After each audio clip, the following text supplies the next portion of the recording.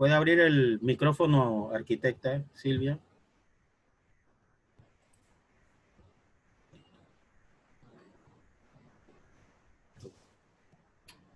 Buenas tardes, compañeros, guías de turismo, socios de la Asociación de Guías de Turismo de Panamá, arquitectos que se inscribieron a la charla, estudiantes como público en general que ha seguido nuestro ciclo de charla en estos meses que estamos dentro de la pandemia. En el día de hoy el tema que vamos a tratar, son los diferentes aspectos arquitectónicos de Panamá. El tema lo va a tocar la arquitecta Silvia Arroyo. La misma es licenciada en arquitectura, egresada de la Universidad de Panamá. Actualmente tiene un máster en restauración y patrimonio mundial. Tiene un doctorado en arquitectura, urbanismo, edificación y paisaje. Es profesora actualmente de la Universidad de Panamá y es investigadora nacional del Sistema Nacional de Investigación. Es una charla bastante importante para conocer nuestros aspectos arquitectónicos desde el periodo prehispánico hasta el Panamá actual. Así que con ustedes les cedo los micrófonos a la licenciada y arquitecta Silvia Arroyo. Buenas tardes y bienvenida. Buenas tardes. Muchas gracias a la Asociación de Guías de Turismo de Panamá por darme la oportunidad y por invitarme a estar aquí con ustedes y conversar sobre lo que es la arquitectura de Panamá. Voy a compartirles pantalla para la presentación. Un segundo. Espero que todos me estén escuchando bien. Y... bien. Listo. Comparto pantalla e inicio. Solo para aclarar, yo me gradué de la UMA, no de la Universidad de Panamá. Disculpe. Ahora soy profesor, no hay ningún problema. Para no negar a mi alma mater, que es la UMA, pero ahora mismo trabajo pues en la Universidad de Panamá. Bien. Yo les voy a hablar hoy entonces sobre la historia de la arquitectura en Panamá. Estoy un poco preocupada porque hice un resumen, espero que no sea muy resumido, valga la redundancia, de todo un semestre de clases que yo doy sobre arquitectura panameña. Pero bueno, vamos a ver qué tal sale el experimento. Yo les voy a hablar sobre cómo evolucionó la arquitectura en Panamá. Usualmente cuando se habla de historia de la arquitectura, se habla de estilos, de movimientos, de épocas, como ustedes están viendo en la pantalla, ¿no? Algunas de estas definiciones. ¿Qué pasa? Cuando trasladamos estos estilos, movimientos o épocas a América y específicamente a Panamá, las cosas cambian un poco. Aquí pueden ver una cronología que yo hice de Europa, América y Panamá. En Europa obviamente se tienen unos estilos y unas etapas históricas muy bien definidas. En el caso de América y de Panamá específicamente no es tan fácil porque tenemos muchísimas influencias. En el caso específico de Panamá tenemos muchísimas influencias, ¿no? Entonces podemos hacer una división mucho más pequeña, digamos, en un periodo prehispánico, un periodo colonial, un periodo de la independencia, un periodo republicano, la llegada del movimiento moderno, de la arquitectura del movimiento moderna y la arquitectura contemporánea, básicamente, ¿no? Todas estas, tal vez con algunas subdivisiones, como ven allí, y con algunas influencias. Por eso es que tal vez me van a escuchar no necesariamente hablar de el estilo tal, sino de que tiene influencia de un estilo, ¿no? Para aclarar antes de empezar. Bien, si tienen alguna duda, si no escuchan bien, por favor me lo hacen saber. Me pueden preguntar sin ningún problema también si tienen alguna duda o no se escuchó lo que dije. Bien, voy a empezar entonces a hacer un recorrido más o menos pues, cronológico, empezando con el periodo prehispánico. ¿Okay? Obviamente el periodo prehispánico antes de la llegada de los españoles, lo que estaba pasando en América, les explico un poquito. Obviamente desde un siglo antes de la llegada de los españoles prácticamente toda América estaba, digamos, ya organizada y tenía diversas civilizaciones, ¿no? Había intercambio cultural, ¿no? Principalmente había intercambio también económico, trueques, etcétera, ¿no? Se conocían muchas de estas civilizaciones, ¿no? Y obviamente sobresalen de allí esas tres importantes que ven en la pantalla, que son los aztecas, los incas y los mayas, ¿no? ¿Qué pasa? Pues en Panamá usualmente se decía a principios del siglo XX que la arquitectura prehispánica prácticamente no existía y que por eso, porque como no teníamos una arquitectura de piedra como la arquitectura de los incas, los mayas y los aztecas, pues no se podía, digamos, hacer, digamos, un turismo de esto, sino que se realizaba un turismo hacia la parte de la arquitectura colonial, ¿no? Pero yo difiero un poco de esa teoría y les explico entonces aquí por qué, ¿no? Primero que todo, en el caso de las comunidades indígenas itzmeyas de antes de la llegada de los españoles, sabemos lo que gracias a la doctora Reina Torres de Araúz, ¿no? Obviamente la ubicación de los diferentes cacicazgos. Los cacicazgos son estas pequeñas sociedades que se fueron desarrollando a lo largo del Istmo, ¿no? Usualmente una dependiente de la otra. Eran aldeas bastante dispersas con 3 o 4 casas, usualmente en forma de bohíos como la que ven en la imagen, ¿no? Hecha de materiales perecederos, ¿no? Esta es una de las razones por las que muchas veces a principios del siglo XX no se tomaba en cuenta la arquitectura prehispánica, ¿no? Como les decía, yo difiero de todo esto porque desde, creo que desde los 80 más o menos, o incluso un poco antes, ya se conocen eh, algunas historias, alguna documentación en las crónicas de, por ejemplo, Pedro Mártir de Anglería y de Bartolomé de las Casas. Son dos cronistas españoles que vinieron a América y fueron los primeros que documentaron información sobre cómo eran las casas y cómo eran las casas en Panamá, ¿no? en el Istmo, ¿no? Y fueron describiendo estas casas y fueron describiendo específicamente lo que ellos llamaban la casa principal o palacio del cacique, ¿no? En este caso el del cacique Comagre, que se ubicaba en la zona de Veraguas.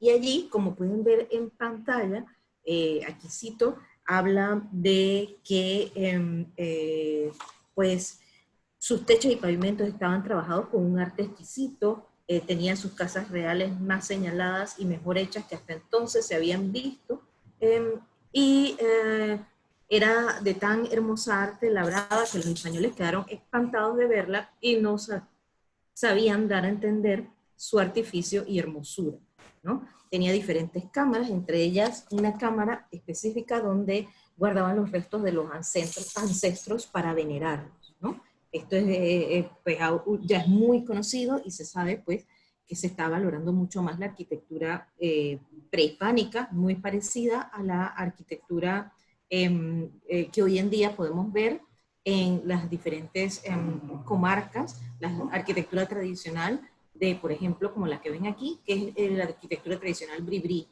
que esta imagen está tomada de una investigación que se está haciendo actualmente por un grupo especialista sobre arquitectura tradicional de Panamá.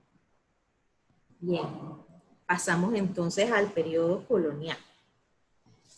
¿Qué pasaba en este momento en el periodo colonial? Estamos hablando de 1492 con la llegada de Cristóbal Colón a América, ¿no?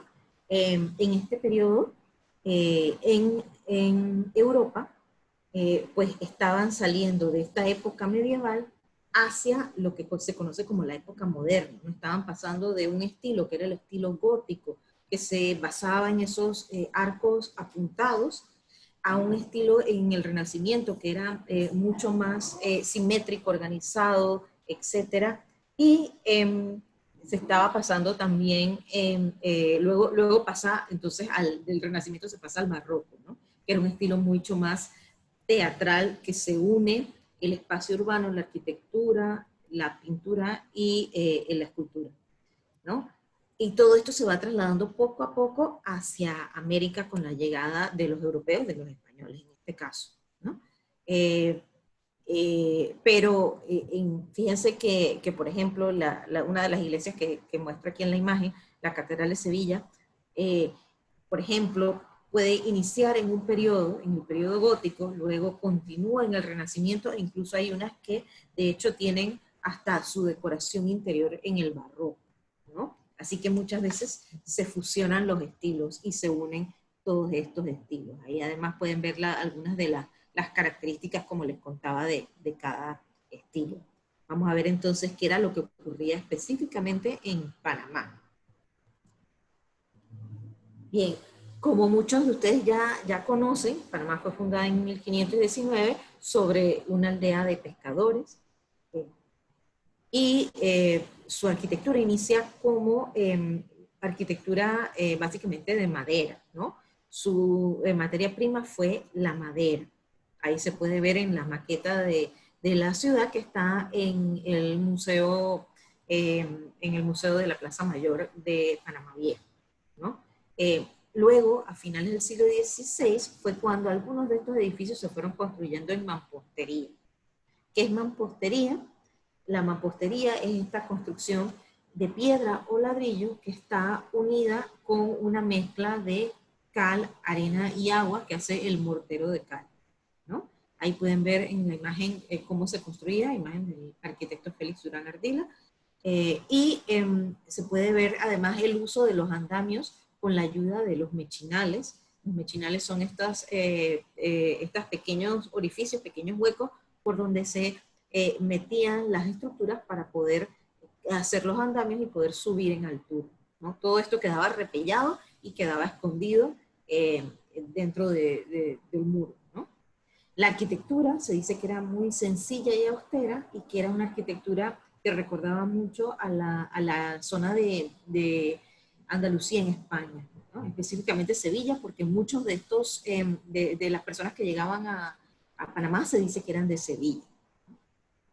Bien, aquí pueden ver como ejemplo de este tipo de arquitectura cómo pudo haber sido la imagen de la catedral y de la Plaza Mayor. Ahí pueden ver la torre de la catedral, que es lo que hoy en día, digamos, llama más la atención, esta estructura, ¿no? Construida en mampostería. La arquitectura, como les decía, era muy sencilla, cubiertas de tejas. Los edificios más importantes eran los construidos en mampostería, y el resto estaba construido en madera. La catedral, ahí pueden ver cómo pudo haber sido ese interior gracias a un dibujo del doctor Eduardo Tejera Davis, que allí pueden ver, por ejemplo, que la utilización de la madera daba la oportunidad de tener grandes luces y columnas muy altas, ¿no? Y la estructura que sostenía el techo, esta armadura, se le conoce como armadura de par e hilera, porque la pieza que daba la inclinación se le llamaba el par, o se le llama todavía incluso en algunos lugares el par, ¿no? Está el par, y se sostenía entre la solera, que está en la parte pegada al muro, y arriba en la hilera, ¿no? En otra pieza que se llamaba la hilera.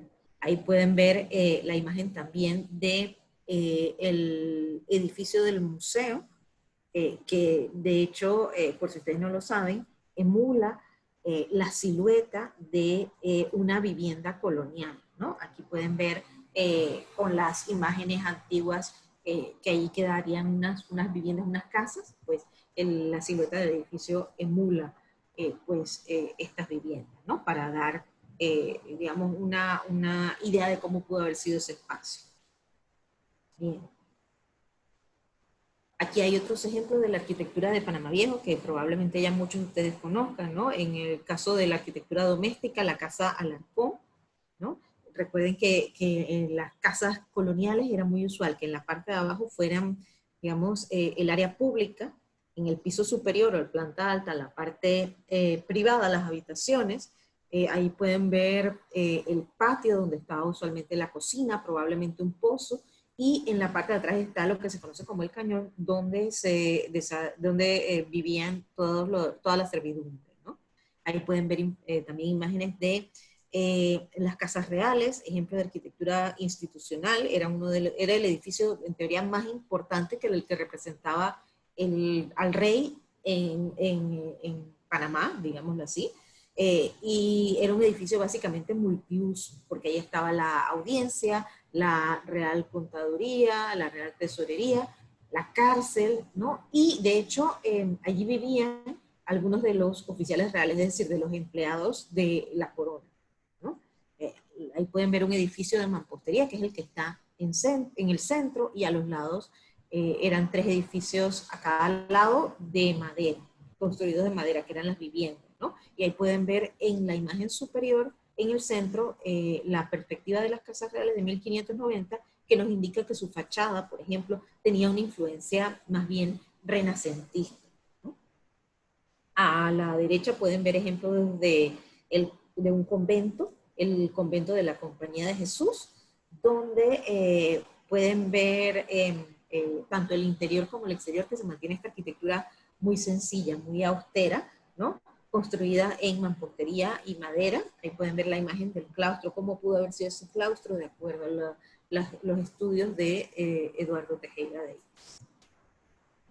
Bien. Y con todo esto, o sea, los llevo ahora hacia el oeste de Panamá, hacia la región de Azuero. ¿Por qué? Porque en la época colonial, a partir de Natá hacia adelante, con la fundación de Natá, toda esa zona, que hoy en día es la región de Azuero, viene a ser el granero de la ciudad de Panamá. Esa era una zona de aldeas prehispánicas que se fueron convirtiendo en pueblos de españoles, ¿no? Y a medida que fueron entrando los pueblos españoles, obviamente trajeron todas sus costumbres, principalmente influenciados por lo que ocurría primero en Panamá Viejo, después en el Casco Antiguo, ¿no? Y aquí pueden ver el ejemplo de cómo se repetía, digamos, el mismo tipo de construcción en las iglesias del interior, o cómo se repite el mismo tipo de construcción en las iglesias del interior del país. Ahí pueden ver el caso de la Basílica Santiago Apóstol en Natá, de la iglesia de Santo Domingo de Guzmán en Parita, y de la iglesia de San Atanasio de los Santos. Si se fijan, las 3 utilizan la misma armazón o armadura, que es la típica que les decía de par e hilera. Y de hecho, si se fijan en la iglesia de San Atanasio de los Santos, da como de aparecer como una imagen más bien de arquitectura árabe. Porque esta armadura de parilera viene de influencia árabe, de hecho, y de ahí pasa a España, y de España nos llega a nosotros, ¿no? Bien. Sigo, aquí pueden ver el interior. Fíjense que el exterior de estas iglesias era bastante sencillo, pero el exterior de las iglesias era bastante sencillo, y el interior, ahí pueden ver de influencia barroca. Aquí sí hay una influencia barroca muy clara, con todos esos detalles de la decoración en los retablos y los altares. Ahí pueden ver imágenes de Santiago Apóstol, y puse también la imagen de San Francisco de la Montaña, que de hecho son los retablos mejores conservados, ¿no? Ahí pueden ver detalles que además se fueron desarrollando también por locales, ¿no? Porque ya utilizan vegetación, que es una vegetación que se ve aquí en Panamá, utilizan rostros que en algunos casos muestran rostros más bien de criollos, de personas criollas. Bien, seguimos entonces. Las viviendas en esta zona, en la zona de Azuero, también tomo un segundo para explicarles que la misma armadura que se utiliza en este tipo de viviendas se parece mucho a esa estructura de par hilera. Y aquí pueden ver, por ejemplo, algunas de estas viviendas en el interior del país. Bien. Bueno, pasando entonces a 1671, En 1671, ya saben, ya ustedes seguro conocen o habrán escuchado de la destrucción por el pirata Morgan de Panamá Viejo. La ciudad se traslada al casco antiguo, pero se traslada con todos los materiales de construcción que estuvieran en buen estado, ¿no? Y obviamente eso implica, como seguro ya han escuchado hablar, que se reutilice la piedra, y en este caso la piedra de la iglesia de la Merced, que se traslada del casco antiguo a se traslada de Panamá Viejo al casco antiguo, piedra por piedra, literalmente, ¿no? Así que la fachada que ustedes hoy encuentran en el casco antiguo, toda la piedra que ustedes ven, es piedra, de hecho, de Panamá Viejo, ¿no? Bien. Seguimos entonces en el casco antiguo. Para mediados del siglo XVIII, 1748, el casco antiguo se veía de esta manera, ¿no? Esta es una imagen de Manuel de Hernández, un dibujo donde se ve la Plaza Mayor, ahí se ve la catedral que estaba en plena construcción, y se ven algunas de las viviendas, de la tipología de viviendas, que se repite la tipología de vivienda muy parecida al casco antiguo, al Panamá Viejo, perdón. Y aquí pueden ver también que en este caso se estaba celebrando en esta fecha el cumpleaños del rey, por eso estaba decorada la ciudad con esos banderines de colores, ¿no? Aquí pueden ver cómo se observa en la construcción de la catedral, gracias a una imagen de la página del Patrimonio Panamá, cómo se va desarrollando la catedral y cómo se va construyendo su nave central. No estaba desarrollada por naves, tenía 5 naves, y su nave central es la que lleva directo hacia el altar. ¿Okay? Vamos a ver un poco más de las imágenes.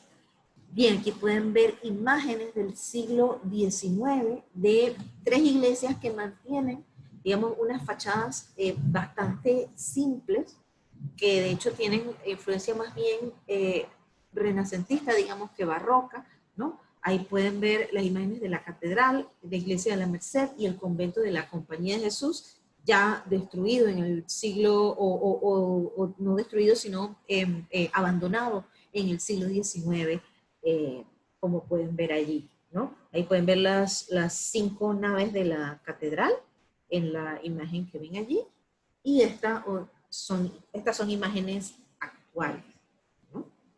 Aquí pueden ver cada iglesia pues con sus detalles particulares, ¿no? Recuerden que la iglesia de la Compañía de Jesús se divide a lo largo del tiempo. Ahora mismo la iglesia es lo que se conserva como estaba, el resto, lo que era el convento y más adelante fue la universidad, pues está dividido en casas, y hoy en día van a ser allí un hotel. Bien, en cuanto a el desarrollo o la evolución de la vivienda en el casco antiguo, Eduardo Tejera Davis es el que nos da muchísimas luces de cómo pudo haber sido, cómo pudieron haber sido las viviendas en esta época, ¿no? Aquí no sé si habían visto esta imagen. Aquí pueden ver que se divide, de hecho, en 4 diferentes etapas la construcción en el casco antiguo, o la evolución de las viviendas. La primera etapa, que va de 1673, es decir, de del traslado de la ciudad hasta el Fuego Grande de 1737, es la etapa, digamos, más colonial, con el techo de tejas, con poca ornamentación, con poca decoración, ¿no? Que coincide además, y que básicamente la mayoría de las viviendas eran de madera, y prácticamente no queda ningún resto de estas viviendas, ¿no? La segunda etapa, que va de 1737 hasta la fiebre del oro de 1850, se parece mucho a esta primera etapa, se mantiene el estilo de arquitectura colonial, como la que ven allí, que indica que los periodos 1 y 2 tienen esas características, donde se observan las tejas artesanales, hay poca decoración, y pues utilizan puertas de tablones en las ventanillas y balcones, en algunos casos de madera, en otros barandillas de hierro. Un tercer periodo de la arquitectura, que es el que pueden ver allí indicado, va de 1850 a 1903 y coincide entonces con la llegada del ferrocarril y los inicios de la construcción del canal, ¿no? Esto trae la modernidad, trae nuevos materiales constructivos y nuevos métodos constructivos en este caso. Aquí pueden ver que se va desarrollando la utilización de tejas francesas, porque llega obviamente la influencia de Francia por la construcción del canal francés. La decoración en madera va a ser calada, van a aparecer las puertas con persianillas o los montantes, ya sea en madera o en hierro, que son las partes que están en la parte superior, el elemento que está en la parte superior de las puertas, ¿no? Además están los balcones, muchas veces con elementos importados. Finalmente, ya en el periodo, a partir de 1903, en el periodo republicano, aparecen de nuevo estos diferentes, en este caso, estilos arquitectónicos y están más relacionados, como ven, al estilo neoclásico, que ahora después voy a hablar un poco más de lleno de este estilo, ¿no? Los techos eran de metal en esta época, la decoración era mucho más abundante, ¿no? Y ya se va empezando a desarrollar, los trabajos de decoración se van a desarrollar aquí en el país. ¿Okay? Bien. Seguro ya conocen la Casa Góngora. La Casa Góngora formaría parte del periodo 1 y 2, ¿no? Tiene esta misma tipología, ¿no? Poca ornamentación, cubierta de tejas, ¿no? En este caso, las puertas de madera, ¿no? Tiene estos mismos elementos. Esta casa se considera una de las más antiguas del casco viejo y es de 1760.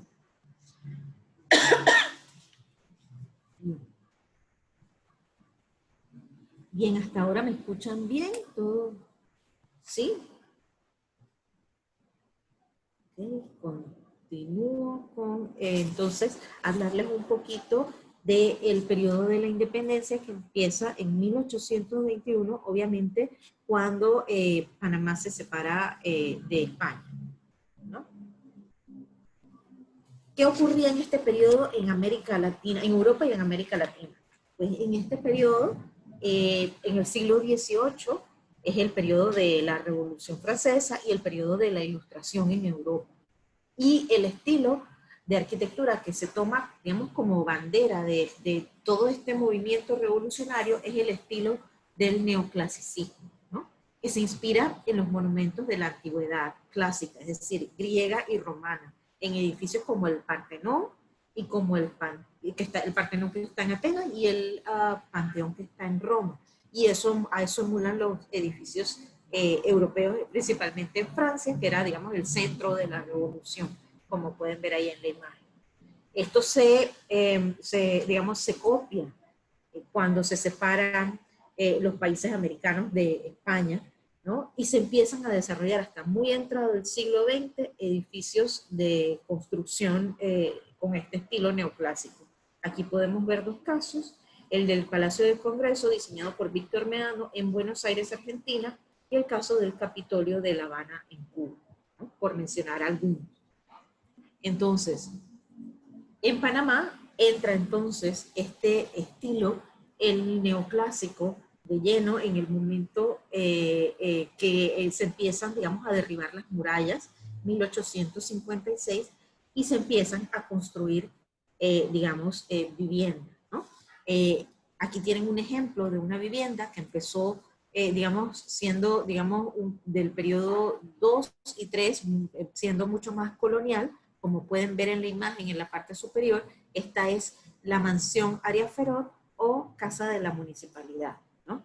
Que empezó bastante sencilla, luego a finales del siglo XIX se le va construyendo el altillo, finalmente en 1926 es remodelada por completo por el arquitecto Leonardo Villanueva Meyer, de quien también vamos a hablar un poco más adelante, se desarrolla, digamos, toda esta, digamos, nueva remodelación donde se ve un estilo más bien inspirado en el neoclásico, ¿no?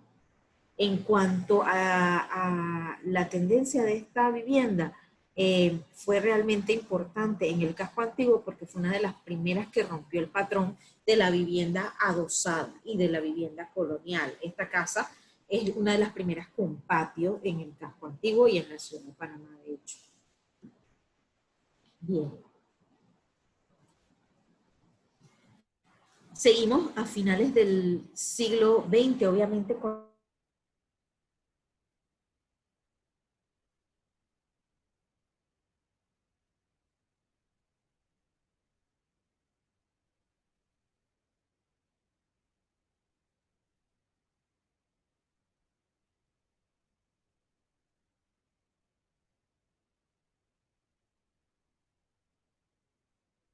el caso del actual edificio del Museo del Canal Interoceánico, que originalmente era el Gran Hotel, ¿no? De hecho, la Plaza Mayor, como la pueden ver allí, se vuelve básicamente, digamos, un centro de modernidad. Con la llegada, obviamente, del ferrocarril y la llegada de los franceses, pues se vuelven todos los edificios a su alrededor, digamos, en edificios modernos para su tiempo, ¿no? Y el ejemplo típico es el ejemplo del Gran Hotel, porque de hecho fue el primero en tener gas, luz, agua, etcétera. Este edificio, como les decía, empieza como hotel, después pasa a ser parte de los edificios de la compañía de Universal del Canal Interoceánico, la compañía francesa del canal, y allí viven algunos de sus empleados más importantes. De hecho, Ferdinand Lesseps vivió allí y tenía su apartamento, ¿no? Bien, ahí pueden ver el típico techo francés, que se conoce como mansarda, un detalle importante, y vieron, se puede ver también algunos detalles de lo que eran los montantes de las puertas, etcétera, ¿no? De este edificio. ¿Okay? Y en este momento entonces me voy a Colón. Obviamente se funda Colón por la construcción del ferrocarril, por ser el punto, uno de los puntos donde llega el ferrocarril, se funda la ciudad de Colón a mediados del siglo XIX. Y esto hace que en Colón, obviamente, llegue la modernidad. Arriba, a la izquierda, pueden ver unas imágenes del siglo XIX de cómo era la ciudad de Colón del Front Street, que era una de las calles más importantes por donde pasaba el ferrocarril, estaba prácticamente enfrente de la estación. Y del otro lado podemos ver una imagen de cómo eran las viviendas de los empleados del ferrocarril, los empleados norteamericanos del ferrocarril, ¿no? Y un detalle muy interesante, no sé si conocen esta iglesia, la iglesia de Cristo a orillas del mar, restaurada hace unos años por el arquitecto Manuel Choi. En este caso, esta iglesia fue construida por la compañía del ferrocarril, y esta compañía del ferrocarril trajo a un arquitecto muy importante de Estados Unidos, que fue el arquitecto James Fenwick, que de hecho construyó la Catedral de San Patricio en Nueva York y construyó el edificio del Smithsonian que conocemos hoy en día en Washington, ¿no? Esta iglesia es de estilo historicista, es decir, que recuerda a estilos del pasado y específicamente del estilo neogótico, es decir, que recuerda al gótico específicamente, ahí pueden ver los arcos apuntados, ¿no? Y pueden ver la importancia que tenía Colón en ese momento, que traían arquitectos específicamente de Estados Unidos para la construcción de este tipo de edificios más importantes.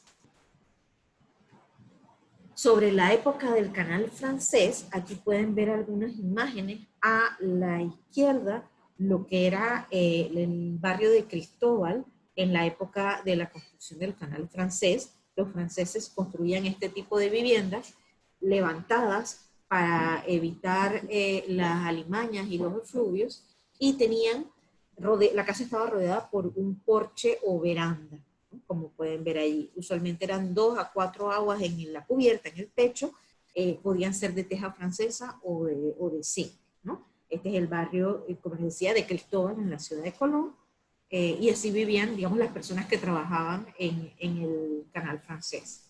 Por otro lado, algunos otros empleados del canal francés de menor rango obviamente tenían que vivir en edificios de alquiler, y fueron construyéndose a finales del siglo XIX edificios de alquiler como la Casa Boyacá, ¿no? Ahí pueden ver una imagen de cómo era la Casa Boyacá. Ya ustedes saben pues que en el 2018 lamentablemente esta vivienda se incendió y se perdió. Su construcción era toda de madera, y lo interesante que tenía esta vivienda era que colindaba con lo que era el muro o la muralla de la ciudad, ¿no? Utilizaron ese tramo de muralla para construir sobre ella este tipo de vivienda, que era una vivienda típica de alquiler de la época. ¿Okay? Bien. Entonces, continúo ahora con el periodo de la República. En este caso, aquí sí ya, digamos, se va, digamos, relacionando la ciudad de Panamá con lo que ocurría en otras ciudades de América, ¿no? Que finalmente cuando logran emanciparse y ser repúblicas, empiezan a construir edificios monumentales, usualmente de corte neoclásico. Esto ocurre, como les contaba, hasta bien entrado el siglo XX, hasta 1930, en la ciudad de Panamá, y les voy a enseñar algunos de estos edificios. Probablemente han escuchado hablar del arquitecto Gennaro Ruggeri, perdón, que fue el arquitecto, digamos, oficial de la República, porque diseñó los primeros edificios monumentales eh, lo que hoy en día es el casco antiguo de la ciudad de Panamá, ¿no? Obviamente el gobierno lo que buscaba era desarrollar una arquitectura que dijera, pues nosotros estamos aquí, somos una república, que somos muy fuerte y muy próspera, y para eso contrataron a este arquitecto italiano, Gennaro Ruggeri, que diseña primero lo que es el Palacio Nacional, o hoy en día es el Ministerio de Gobierno y Justicia, y por otro lado era un conjunto, una manzana, que del otro lado tenía el Teatro Nacional. Estos dos edificios utilizaron, digamos, un corte, digamos, neoclásico, con algunas influencias de alguno que otro estilo más moderno, digamos así, ¿no? Pero muy, muy europeizante, ¿no? Mirando siempre hacia Europa. En este caso, se sabe que se trajeron, por ejemplo, las esculturas de Italia, que vinieron muchos artesanos europeos a trabajar aquí, pues se tomó en cuenta la obra del maestro Roberto Luis, el pintor que en ese momento vivía en Francia, que luego se trasladó a Panamá, para pintar todo lo que eran tanto el plafón como las pinturas murales que había tanto en el Teatro Nacional como en el Ministerio, el actual Ministerio de Gobierno y Justicia.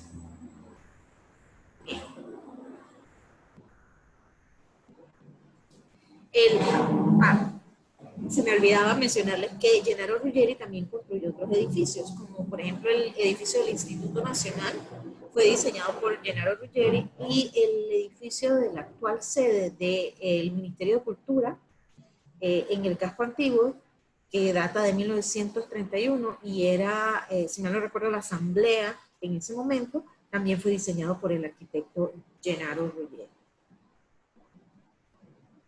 ¿Qué pasaba en Colón en el periodo de la República? También podemos ver cómo la opulencia de esta arquitectura, digamos, llamémosle republicana, se da en, por ejemplo, la Casa Wilcox de 1913, el Hotel Washington de 1910-1912, que de hecho tiene un diseño más hacia la tendencia colonial también, algunos detalles coloniales, ya que el arquitecto que lo diseñó era experto, digamos, en el diseño colonial, o seguía el estilo colonial. También está el edificio de la Gobernación, que sigue esta idea de, digamos, de la arquitectura monumental y con tendencia hacia el neoclasicismo, ¿no? Bien. En este mismo momento, a la par que se estaban dando toda esta construcción de edificios, digamos, republicanos, también se estaba construyendo el Canal de Panamá, y pues había pasado de manos francesas a manos norteamericanas con la Constitución y República en 1903, ¿no? En esta época, según Eduardo Tejera Davis, en la zona del canal se distinguen, digamos, tres periodos básicos, ¿no? El primero, cuando los norteamericanos toman todo lo realizado por los franceses y digamos, lo utilizan, adaptan todas las pautas instituidas por los franceses, como explica ahí en la diapositiva, ¿no? Eso se puede ver, por ejemplo, en la arquitectura que se observa en el área de Quarry Heights, en las casas, ese tipo de casas, si se observan, mantienen la misma imagen que vimos en las fotografías antiguas del barrio de Cristóbal en Colón, ¿no? Con el techo a cuatro aguas, de metálico, ¿no? De zinc, con su veranda alrededor, ¿no? Se mantiene este tipo de viviendas, ¿no? En una segunda etapa ya se consolida en 1912 digamos, se consolidan los norteamericanos y la construcción del canal.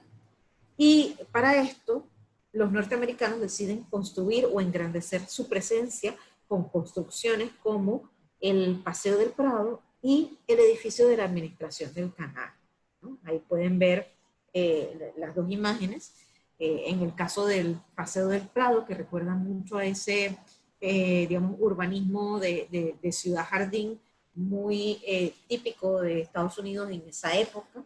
Y por otro lado, tenemos el edificio de la administración del canal, un edificio monumental que mucha gente me ha dicho que recuerda a los edificios italianos de la época fascista, ¿no? Por lo fuerte y la presencia que tienen encima en una colina, ¿no?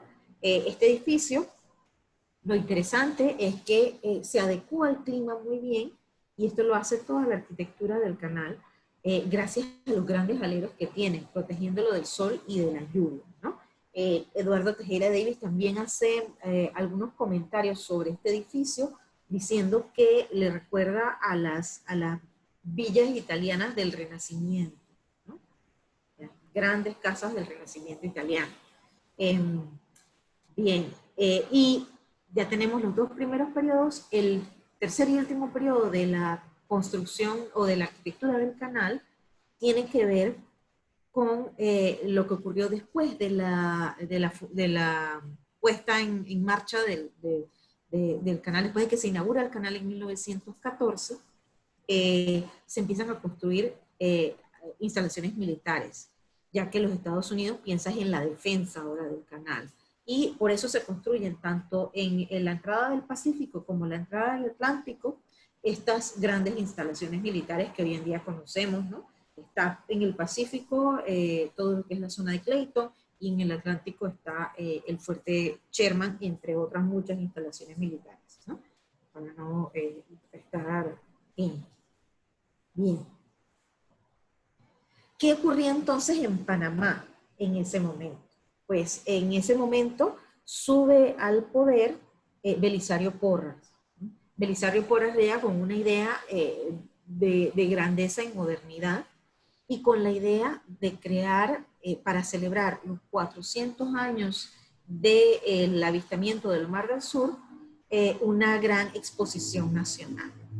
Y esto lo hace en una zona descampada que había en ese momento, que es la actual zona de la exposición, que se conoce hoy en día de la exposición por el nombre de la exposición, ¿no? Nacional, que se dio fue en 1916. Entonces, haciendo, digamos, la antítesis de lo que ocurría en la zona del canal, que era, digamos, el desarrollo de una ciudad jardín, más o menos, por el otro lado, Belisario Porras quiere que se diseñe algo relacionado más bien al urbanismo y a la arquitectura colonial, recordando más que nada el urbanismo colonial al urbanismo hispánico, ¿no? Ellos regresan, digamos, a las raíces hispánicas, españolas en este caso, ¿no? Eh, bien, aquí pueden ver este plano de la época que indica, obviamente, dónde está el casco antiguo y cómo entonces esa zona de la exposición se convierte como la puerta de crecimiento de la ciudad de Panamá. ¿Ok? Bien. Aquí tenemos unas imágenes de la exposición. Hoy en día, en los edificios originales de la feria, cuya construcción se inició en 1913, ahí podemos ver en la foto en blanco y negro 3 de estos pabellones. Tenemos de izquierda a derecha el pabellón de gobierno, luego con el kiosco ven el pabellón de comercio que está en la parte que se ve atrás, ¿no? Con el kiosco adelante, y finalmente el Palacio de Bellas Artes, ¿no? De estos edificios o de estos pabellones nos quedan, de hecho, 3, que hoy en día ustedes los pueden reconocer en las fotos de la imagen, en las fotos o imágenes de la derecha, ¿no? Ahí pueden ver el Palacio de Bellas Artes, que hoy en día es la Procuraduría, el Palacio de Gobierno, que hoy en día es la Gobernación, y el Pabellón de España, que hoy en día es la Embajada de España, de hecho, ¿no? Estos 3 pabellones nos quedan de la época. Ustedes pueden ver que mantienen esa arquitectura monumental con algo de influencia neoclásica, pero también, por ejemplo, si se fijan en el Palacio de Bellas Artes, pueden ver algo de influencia, digamos, del estilo Art Nouveau en la parte superior, en esa frontón que tiene en la parte superior. ¿Okay? Bien. Seguimos entonces en toda esta zona de la exposición.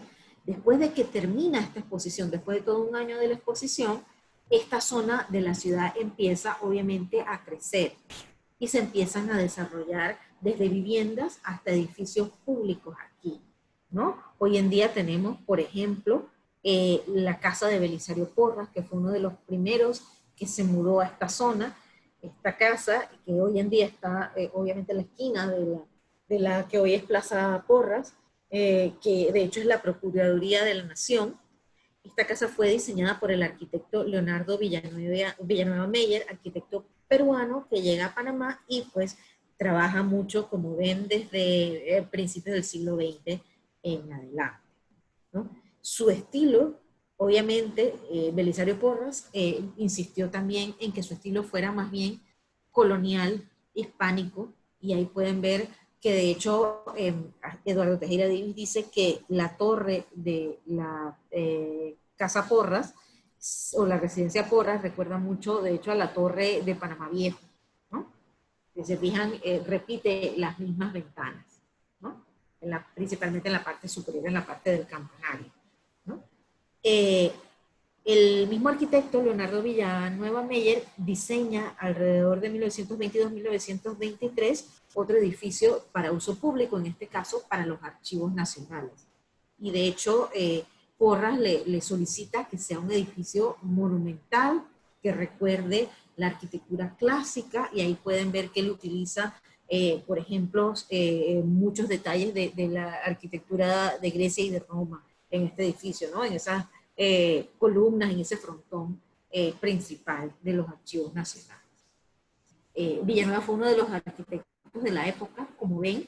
De hecho, en este periodo, en el final del siglo XIX, principios del siglo XX, la mayoría de los arquitectos eran extranjeros. No había arquitectos en Panamá, todavía no había universidad en Panamá, tenías que estudiar afuera para poder ejercer arquitectura, ¿no? A mano derecha en las imágenes encuentran otras edificaciones en este caso, un arquitecto norteamericano, James C. Wright, que trabajó mucho con Belisario Porras. Entre estos edificios está obviamente el Hospital Santo Tomás, que ahí pueden reconocer, construido pues también en esta primera época y en esta misma zona, el edificio del Instituto Conmemorativo Gorgas, que también fue diseño del arquitecto Wright, ¿no? Ahí pueden ver, de nuevo se utilizan este tipo de frontones que recuerdan a la arquitectura clásica para dar monumentalidad, ¿no? Fíjense que sí cambian algunos detalles de esta arquitectura neoclásica porque se va tropicalizando, los aleros se van ampliando, ¿no? Bien, por eso digo que es una influencia, no se puede decir que sea, digamos, 100% neoclásico. Bien, continúo entonces, ahora pasamos a Bellavista, ¿no? Como fue creciendo la ciudad, vamos viendo cómo se va desarrollando su arquitectura, ¿no?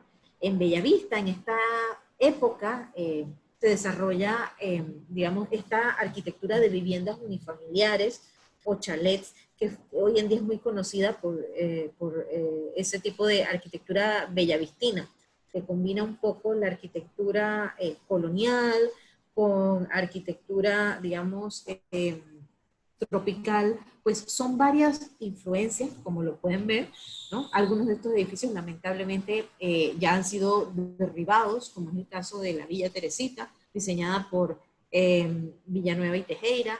Todavía se mantiene el edificio Sousa y España, que es un edificio, uno de los primeros edificios que tenía alrededor de 5 pisos, y de hecho se consideraba casi que un rascacielos, ¿no? En su momento. Y ahí está también la muy conocida la residencia, si mal no recuerdo, la residencia, disculpen, la residencia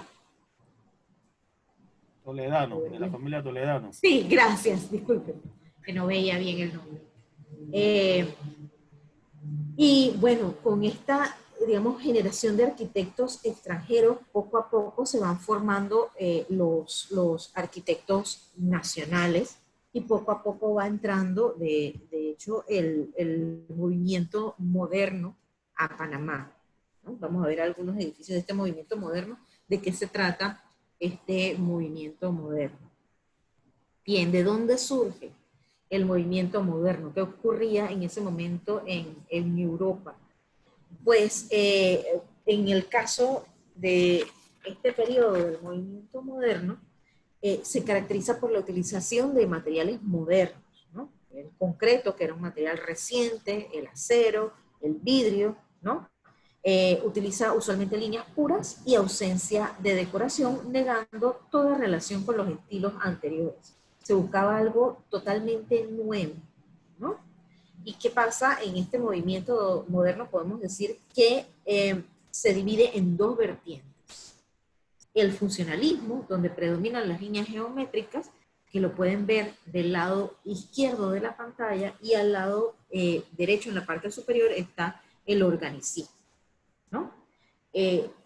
Todo este movimiento llega a América de la mano o de la influencia del arquitecto francés Le Corbusier, que diseñó la Villa Savoy, que es la que ven en la parte de abajo a la izquierda de la diapositiva, y influenciados también por Walter Gropius, el arquitecto alemán, que diseña la fábrica Fagus en conjunto con Adolf Meyer en la parte superior izquierda, ¿no? Este arquitecto, hay que tomar en cuenta que él además funda la Bauhaus, que fue la escuela de diseño más importante de la época, que trabaja desde 1919 a 1933, y se cierra debido a la presión nazi, y a partir de allí muchos de sus profesores emigran a diferentes países, algunos incluso llegaron a pasar por Latinoamérica y dejaron obviamente su huella. Otro arquitecto que también dejó su huella fue Frank Lloyd Wright, arquitecto norteamericano, que se le conoce por su arquitectura orgánica, su arquitectura que se integra con el paisaje y con el entorno, ¿no? Entonces, ¿qué ocurre entonces en América? ocurre como pasa en Brasil con el arquitecto Oscar Niemeyer. Ahí en la parte inferior derecha pueden ver algunas imágenes de su arquitectura.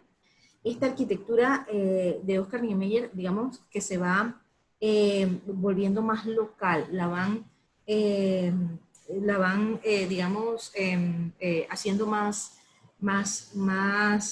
adecuada a el clima tropical de América, digamos, al sentir tropical, a los colores tropicales. Y eso lo empieza a hacer Oscar Niemeyer en Brasil, y esto después se va desarrollando por, digamos, toda Latinoamérica, y específicamente en Panamá. Pues vamos a ver cómo se ve, digamos, tropicalizando o panameñizando la arquitectura del movimiento moderno. Bien. La arquitectura del movimiento moderno en Panamá, podemos decir que entra de lleno gracias a 4 arquitectos panameños que van a estudiar al extranjero. Ricardo J. Bermúdez, Guillermo de Rux, Octavio Méndez Guardia.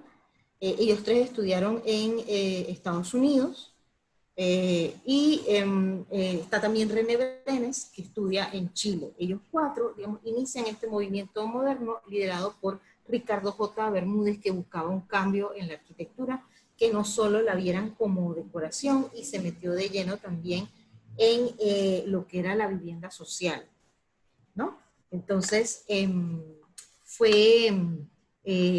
todo esto se fue coincidiendo con la fundación del Banco de Urbanización y Rehabilitación, que se conoce como el BUR, tal vez lo hayan escuchado hablar, de la época de alrededor de 1940, y la Caja del Seguro Social, que también para esa época inicia sus labores.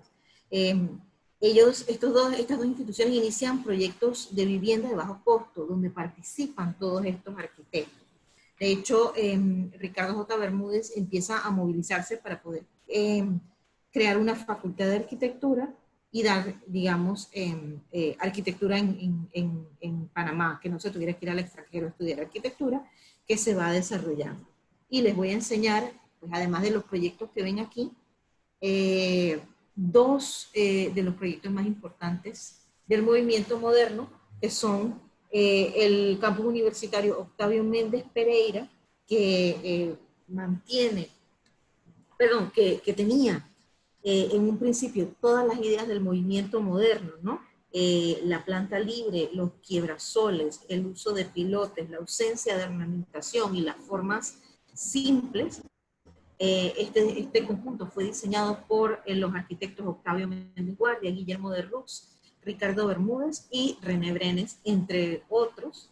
Aquí pueden ver también cómo se va desarrollando un camino procesional o promenade que va llevando a las personas alrededor de los edificios, y tiene como acrópolis lo que hoy en día es la rectoría, que en su momento fue la biblioteca, ¿no? La biblioteca era la acrópolis, el centro de todo, lo más importante. ¿Okay? Ahí pueden ver cómo han cambiado estos edificios, y uno de los que se conserva, mejor conserva las líneas de este movimiento moderno, es el edificio de Humanidades. Lo interesante es que todos estos edificios estaban diseñados para trabajar sin aire acondicionado, estaban diseñados para nuestro clima, y todo eso lamentablemente se ha ido perdiendo poco a poco, ¿no? Como les decía, estos arquitectos fueron tropicalizando esa arquitectura del movimiento moderno y adaptándola al clima panameño. Otro ejemplo de eso es el Hotel El Panamá. Aquí pueden ver algunas imágenes de cómo era este hotel en la época de su construcción, alrededor de los años 50, que de hecho fue realmente importante, salió en las mejores revistas de arquitectura de la época, ¿no? También estuvo diseñado tanto su lobby, su recepción, como las habitaciones, totalmente sin aire acondicionado, ¿no?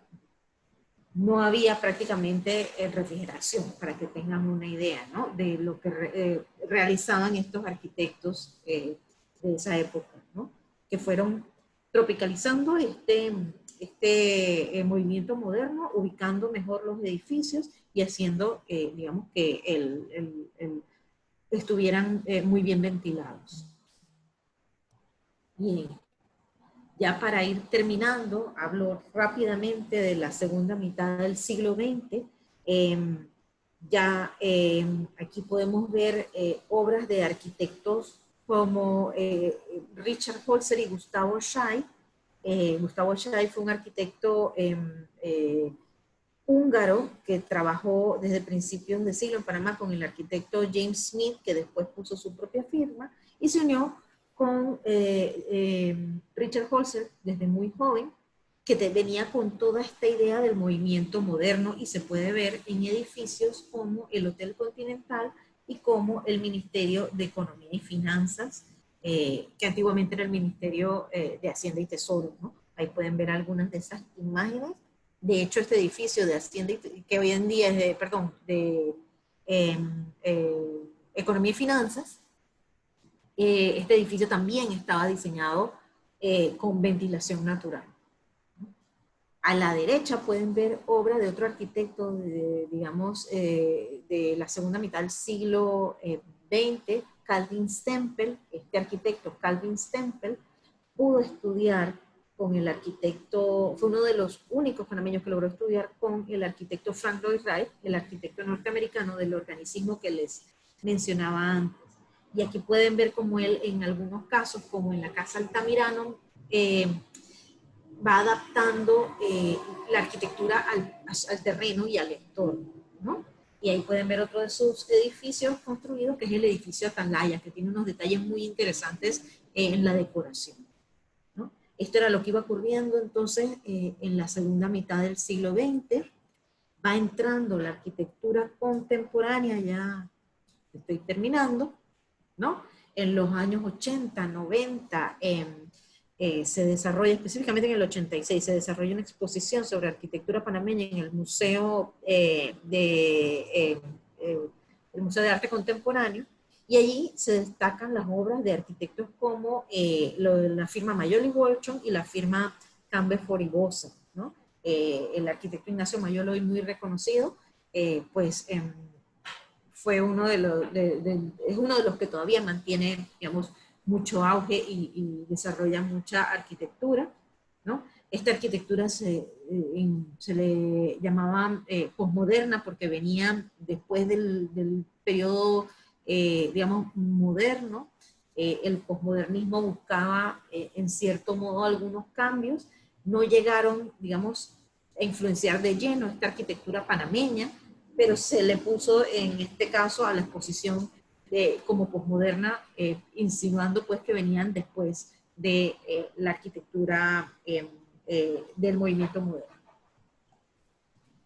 Y para terminar, pues brevemente, la arquitectura contemporánea. Aquí les enseño 3 edificios interesantes y recientes, ¿no? Ya del siglo XXI.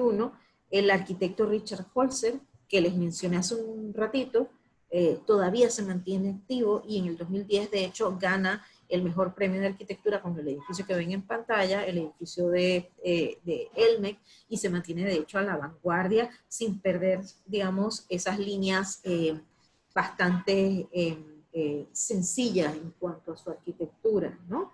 Bastante limpias, muy puras. Y por otro lado, tenemos de hecho la arquitectura de Frank Gehry, ¿no? El famoso biomuseo, que se considera arquitectura deconstructivista, porque lo que hace, en este caso, la arquitectura de Frank Gehry, perdón, es buscar la rotación y la descomposición de los cuerpos, ¿no? Y por eso su arquitectura se ve de esa manera. Tenemos también a la derecha, en la imagen de la derecha, tienen allí arquitectura de la firma In Situ, que está liderada por el arquitecto Patrick Dillon. En este caso, el arquitecto Patrick Dillon, que trabajó también tanto aquí en Panamá como en el extranjero, su arquitectura se experimenta a través de los sentidos, ¿no? Él utiliza las formas, mucha textura, muchos materiales muy naturales, que hacen que su arquitectura, digamos, tome en cuenta todos los sentidos y te abra, digamos, todos los sentidos. Y se también se vuelva o se organice muy bien alrededor de un entorno, ¿no? Y bueno, pues con esto termino toda esta historia de la arquitectura panameña. Y espero que hayan podido aprender algo hoy, que les haya gustado e interesado.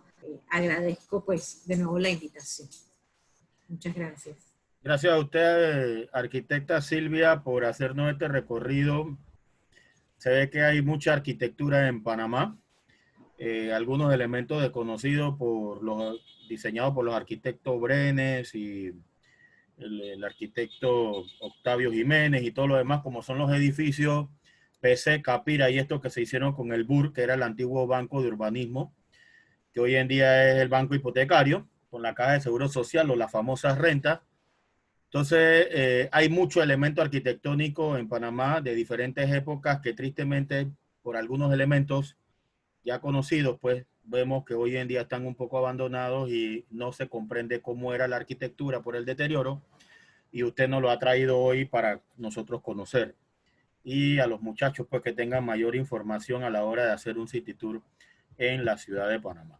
Antes de pasar a las preguntas y respuestas, voy a compartir la pantalla para las trivias que mandé para que se fueran familiarizando con el tema. La arquitecta la fue respondiendo a medida que iba disertando. En ciertas diapositivas se respondieron. Así que vamos a ver esas 8 trivias.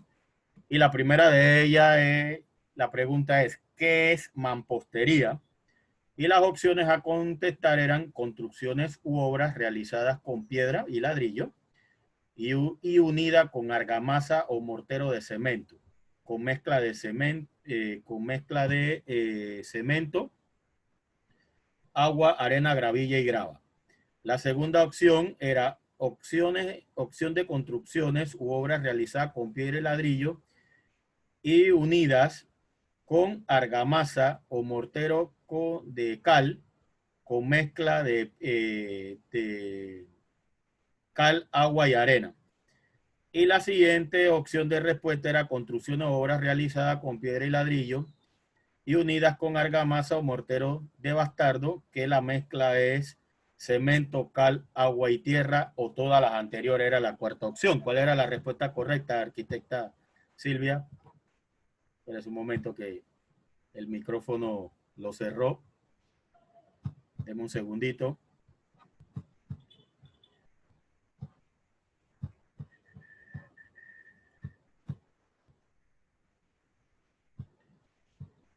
Deme un segundito.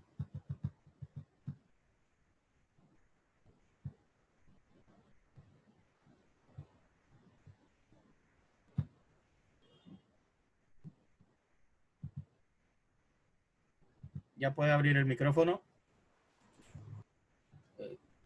Se cerró. No. Ahí va. Listo, ahora sí. Ahora sí. ¿Cuál es la respuesta correcta? La respuesta correcta era la opción en rojo, ¿no? Opción de construcciones u obras realizadas en piedra o ladrillo y con argamasa y mortero de cal. Agua y arena, la mezcla del mortero. Exactamente, cal, agua y arena, correcto. La segunda era, ¿qué son los mechinales? Las opciones eran los huecos o agujeros en los muros. Se utilizaban para meter las maderas de los andamios. Se vio una gráfica clara sobre esto. Los otros elementos eran el elemento arquitectónico sobre la sala de un plano vertical y sirve para sostener alguna cosa. Y la tercera opción, surco o canal estrecho abierto en una pared o techo para empotrar tuberías, cables u otros elementos similares, o ninguna de las anteriores. Ahí el porcentaje fue claro en la primera, que sí, los mechinales eran los orificios donde se metía la madera para armar los andamios. Sí. Todos conocen los mechinales. Sí, no, que digo que todos conocen los mechinales, qué bien. Listo. La fachada de la iglesia fue trasladada de Panamá. La fachada de qué iglesia fue trasladada de Panamá la Vieja al distrito histórico o casco antiguo. Las opciones eran la Catedral Metropolitana, la iglesia de Santo Domingo, la iglesia de la Merced o la Compañía de Jesús. Respuesta correcta. Bueno, deme un segundito que sin querer se cierra el micrófono. Pues, ¿Me escuchan? Sí, sí, ahora sí. La iglesia de la Merced, en amarillo, que efectivamente también todos tenían, casi la mayoría tuvo bien la respuesta.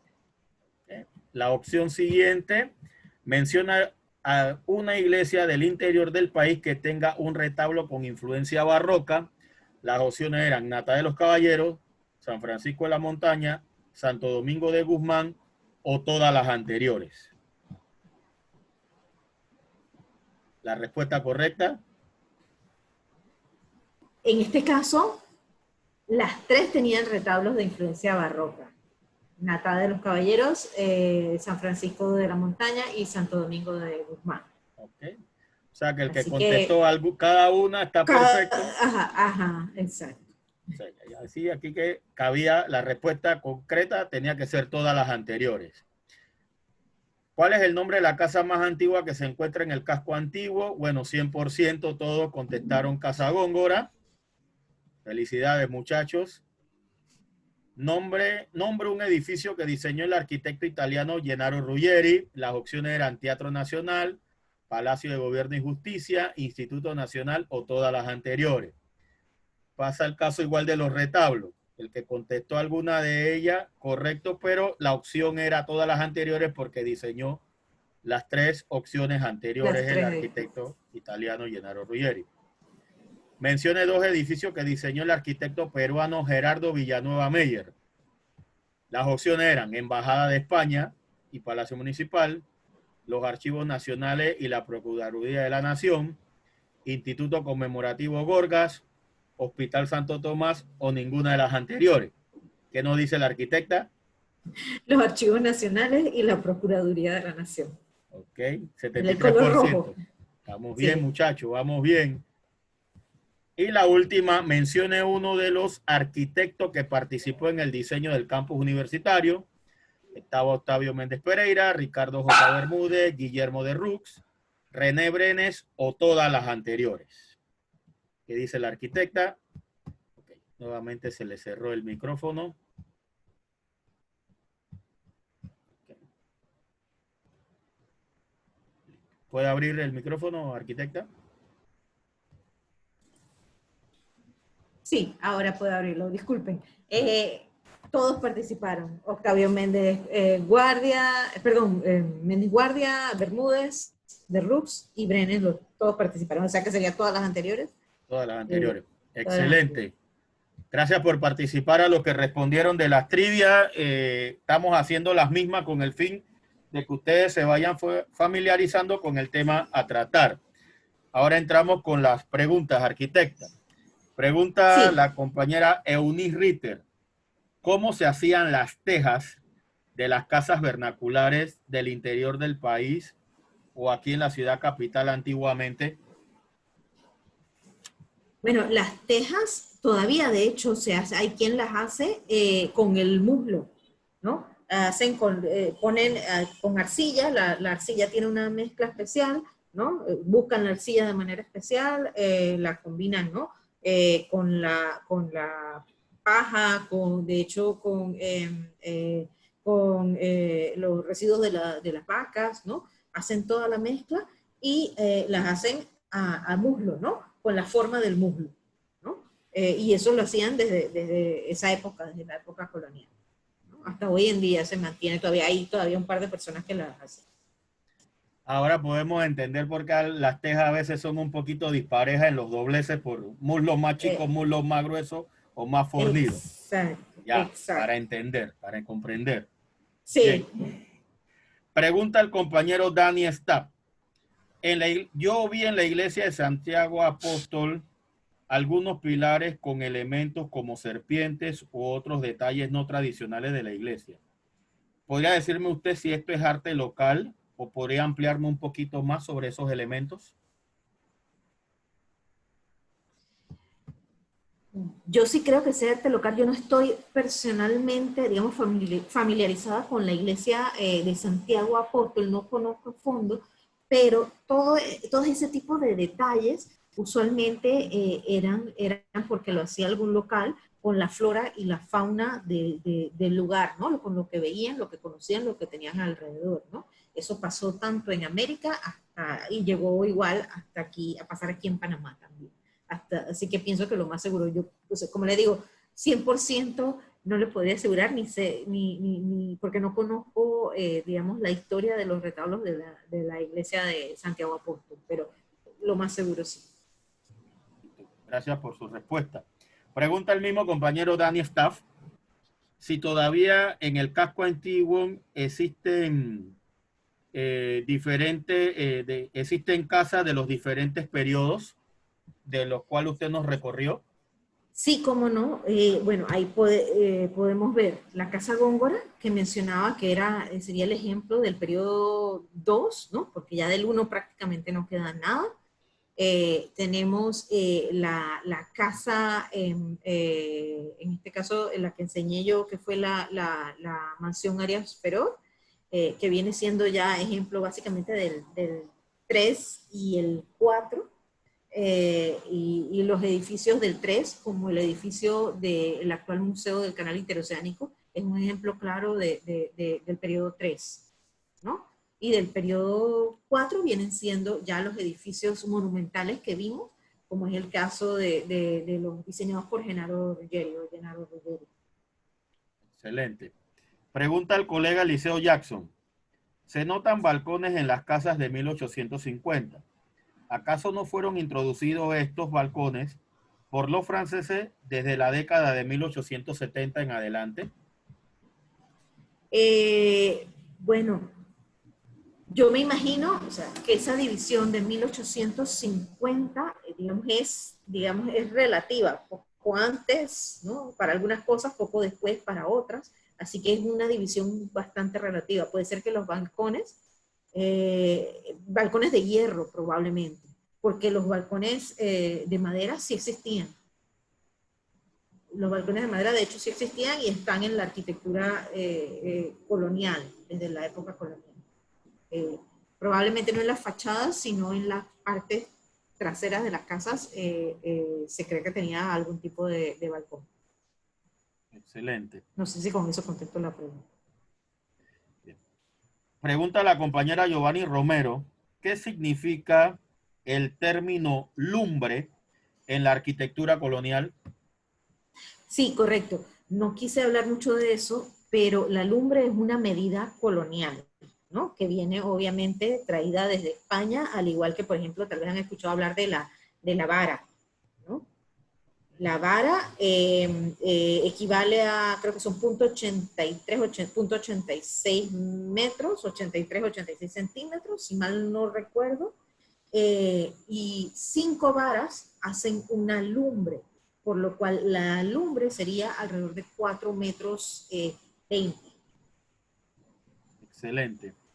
Pregunta a la colega Margarita Ceballos, ¿qué puede explicar sobre la Catedral de Colón y cuál es su estilo arquitectónico? Bien.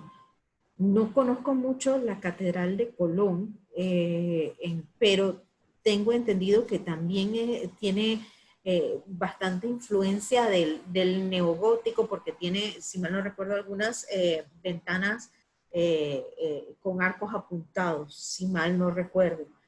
Lamentablemente no conozco mucho más allá para explicarle, pero sé que estuvo construida a finales del siglo XIX, principios del siglo XX, si mal no recuerdo. Eh, Lamentablemente no tengo mucha más información. Le debo investigar sobre la Catedral de Colón. Muchas gracias, arquitecta, por responder. Pregunta el compañero Wilberto Agar. ¿Cuál fue el arquitecto que diseñó la iglesia del Carmen? Esa iglesia se diseñó en los años 60, 61. No conozco el nombre del arquitecto.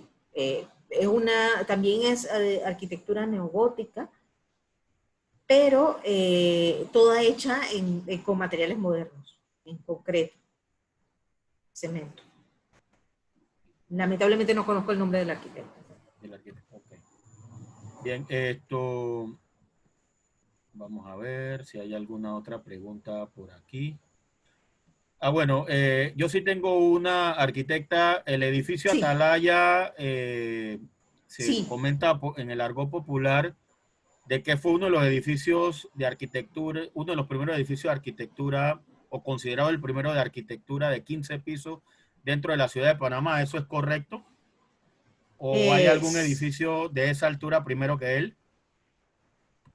creo que no, porque creo que hasta esa fecha todos llegamos más o menos a 10 pisos. Probablemente ese fue el primero de 15 pisos. Ok, listo.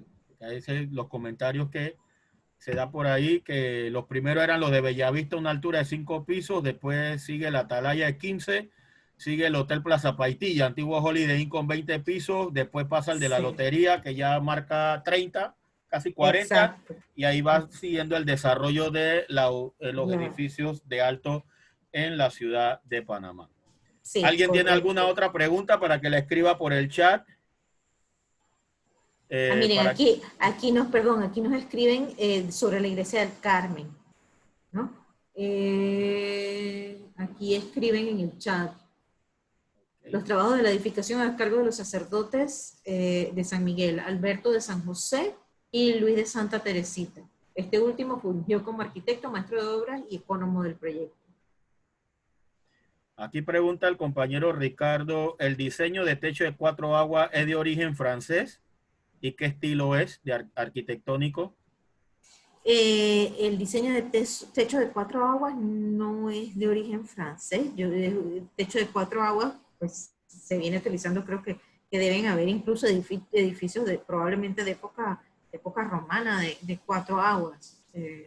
Así que viene de mucho tiempo atrás, ¿no? Y se ha usado a través de muchísimo tiempo.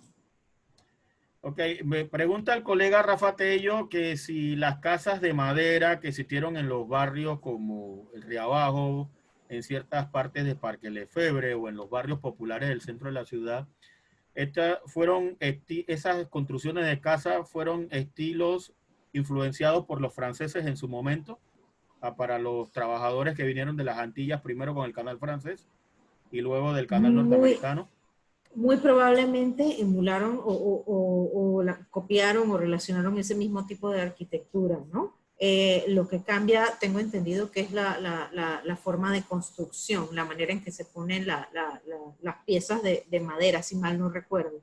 Pero sí, sí, viene de allá, ¿no? Lo que va cambiando probablemente es la técnica constructiva, la manera en que se ponen las maderas, en que se ensamblan, ¿no? Eso pasa de los obreros del canal francés a los del canal norteamericano y así van, ¿no? Y después pues a medida que va creciendo la ciudad, ¿no? Aquí pregunta el compañero Orlando Osorio, las pinturas coloniales que se ven en algunas iglesias como la de San Francisco de Asís, ¿de qué escuela pertenecen? ¿O a qué escuela arquitectónica pertenecen? Lamentablemente no se ha hecho un estudio aquí en Panamá sobre pinturas, o yo tengo poco conocimiento, no sé si alguien más conoce sobre las pinturas. En este caso deben ser del siglo XVIII, si mal no recuerdo, esas pinturas, ¿no? Eh, o tal vez un poco antes pueden ser. Siglo XVII, finales del XVII, XVIII, pero yo creo que van a ser probablemente del XVIII. Yo, la escuela, lamentablemente no la tengo, yo no tengo conocimiento si aquí en Panamá había algún tipo de escuela, no he encontrado libros que hablen sobre eso. Así que ahí también les debo la información. Pregunta el mismo colega Orlando Osorio si usted sabe el nombre del arquitecto que diseñó la Basílica Menor Don Bosco, La Basílica Menor Don Bosco, cerca de la exposición en no Calidón. me... Sí, sí, sí, sí, no me acuerdo el nombre de la persona del arquitecto que lo diseñó, me disculpo, no me acuerdo. Me están poniendo difícil las preguntas. Bueno, voy a Pues, solicitarle el apoyo al arquitecto Feli Ardila para ver si él nos amplía sobre las escuelas de las pinturas de las iglesias coloniales en el casco antiguo. ¿Puede abrir el micrófono, arquitecto Félix?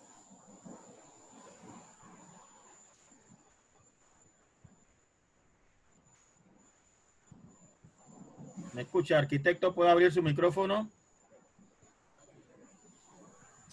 Ajá. Estoy tratando. Ahí está. Sí. ¿Ahora sí? Sí, ahora le vemos y le escuchamos. Aquí En un momento me salí de la reunión porque se me desconectó, así que no sé. Ajá, no, tranquilo, no se preocupe.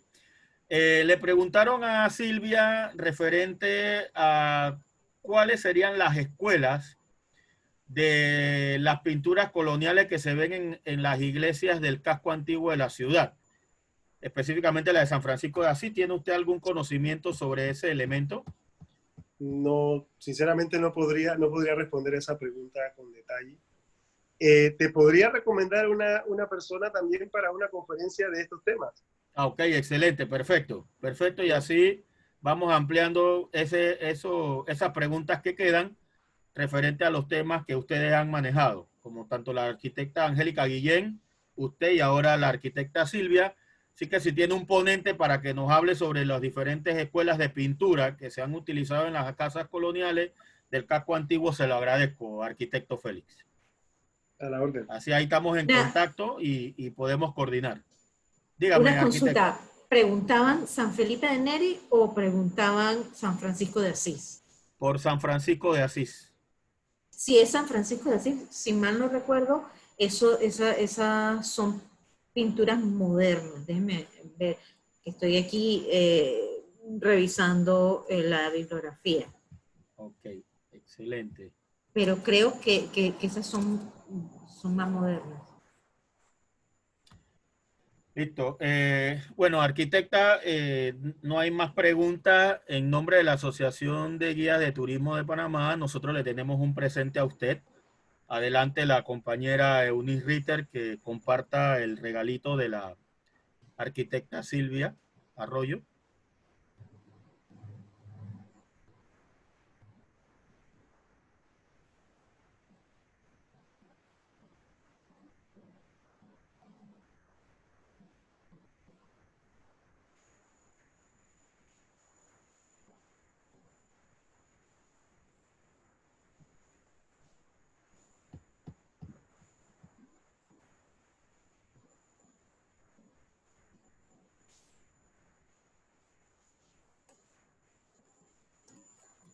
Bueno, aquí tiene la arquitecta. Este es un pequeño presente para usted, este certificado por su ponencia en esta tarde-noche de los diferentes aspectos arquitectónicos de Panamá. Entonces estamos agradecidos pues por brindarnos su talento y sus conocimientos sobre el tema y conocer un poquito más sobre los diferentes aspectos arquitectónicos que tiene nuestra ciudad de Panamá o la República en general. ¿Tiene usted algún mensaje o una lección aprendida que nos deja de su exposición para los compañeros guías de turismo, sus colegas arquitectos y los estudiantes que han participado de la reunión de hoy? Bueno, primero que todo, muchísimas gracias por la invitación. Yo creo que así como ustedes están aprendiendo, yo también estoy aprendiendo y de hecho veo qué es lo que me hace falta. Así que mi próxima lección va a ser estudiar sobre las pinturas. Perfecto, perfecto. Es un intercambio de conocimiento y cultural, Correcto. así que esa es la idea de este tipo de charlas. Así aprende, como dice usted, aprende el expositor como aprendemos nosotros. Bueno, muchachos, ¿algo más tiene que agregar la arquitecta? No, muchísimas gracias, la verdad. He pasado un rato muy agradable y contándoles de arquitectura. Espero que les haya gustado. Muchísimas gracias. Bien, chicos, de las lecciones aprendidas que nos quedan de la charla de la arquitecta Silvia Arroyo, tenemos una inmensa gama de conceptos arquitectónicos en toda la República de Panamá. Tenemos una ciudad muy rica en arquitectura. Tristemente, desidias administrativas hacen que estos edificios hoy estén totalmente deteriorados y que no podamos ver el diseño arquitectónico que tienen los mismos, como son los edificios de las antiguas rentas, conocidos como de renta del 1 al 20, otros conocidos con los nombres de Capira, Chame y todo, Arraiján y todos estos poblados que hoy en día son de la provincia de Panamá Oeste. Vimos la Universidad de Panamá un concepto caribeño en la arquitectura abierta para ambientarnos al trópico, tristemente con el modernismo pues se pierde esa cultura arquitectónica por el aire acondicionado.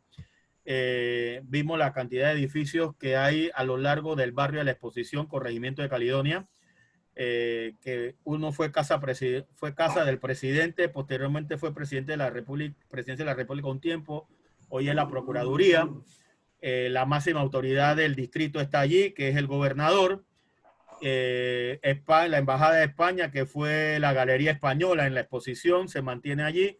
Así que tenemos sitios para caminar una tarde de domingo cuando se levante la cuarentena y conocer de este tipo de arquitectura.